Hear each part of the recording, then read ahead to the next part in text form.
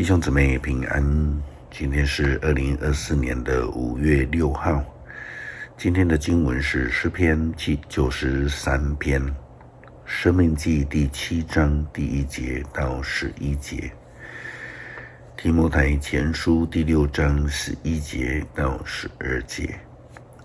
今天要跟大家分享的主题是属主的人。什么人是属主的？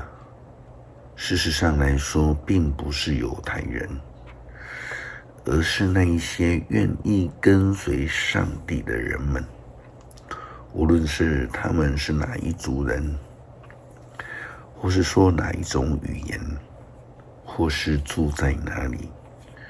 就信仰观点来看，所有愿意跟随上帝的人们，就是归属上帝的人。背离上帝去敬拜偶像的人，当然就是与上帝为敌的人们。申命记第7章第1节到11节的经文这样说道：上主的子民啊，上主你们的上帝要领你们进入你们将占领的土地，他要赶出好些民族。你们往前推进的时候，你们要赶走7个比你们强大的民族，就是赫人、哥迦撒人、亚摩利人、迦南人、比利洗人、西魏人、耶布斯人。上主你们的上帝要把这一些民族交给你们，你们要击败他们，彻底的消灭他们，不可连续或跟他们缔结条约，不可跟他们通婚。你们的女儿不可嫁给他们的儿子，儿子不可娶他们的女儿，因为他们要诱惑你们离弃上主，去拜别的神明。如果你们离弃上主，他会向你们发怒，立刻消灭你们。所以你们要拆毁他们的祭坛，砍倒他们的神柱，粉碎亚舍拉女神像，烧毁他们的偶像。你们是属于上主你们的上帝的，你们必须这样做。他从天下万民当中选召你们做他自己的子民。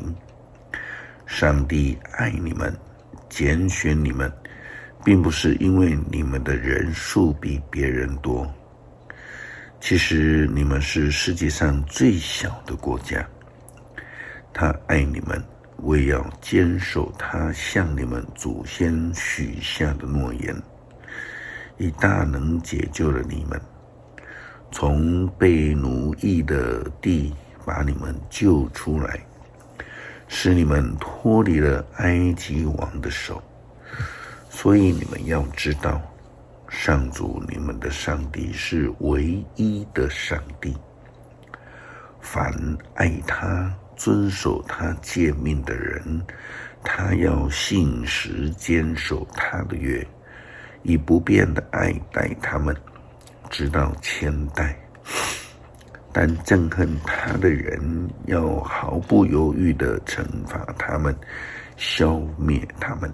所以你们要切实地遵行我今天向你们颁布的一切诫命和法律。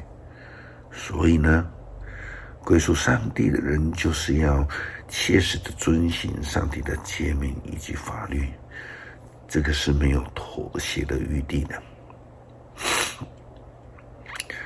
在新约保罗写给提摩太的书信当中也提到这样的一个概念，他要求提摩太要远离这一切的坏事，并且要亲近追求上帝的善。提摩太前书6章第11节到12节提到，至于你是上帝所重用的人，你要远避这一切，要追求正义、敬虔、信心、爱心、耐心和温柔。在信仰上的竞赛要尽力的奔跑，为自己赢得永恒的生命。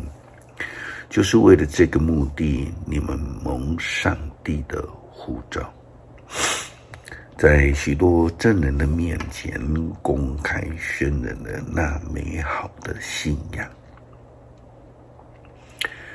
需要避开的事情是，就如同提摩太前书第6章第3节到第10节的经文所说的，这一切与教义相违背，不符合，无知、自夸、诽谤、猜疑、心思败坏、丧失真理、不停纷争以及宗教敛财等等的事情。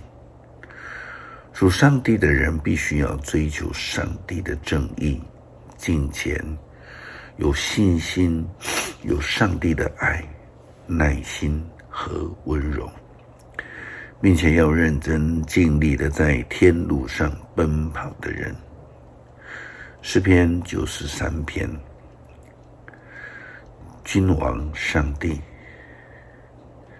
上主掌权，他以威严为衣，上主以能力为腰带，大地坚立，不能动摇。上主啊，你的宝座自古坚立，从亘古你就存在。上主啊，深渊发出声音，洪流冲击怒吼。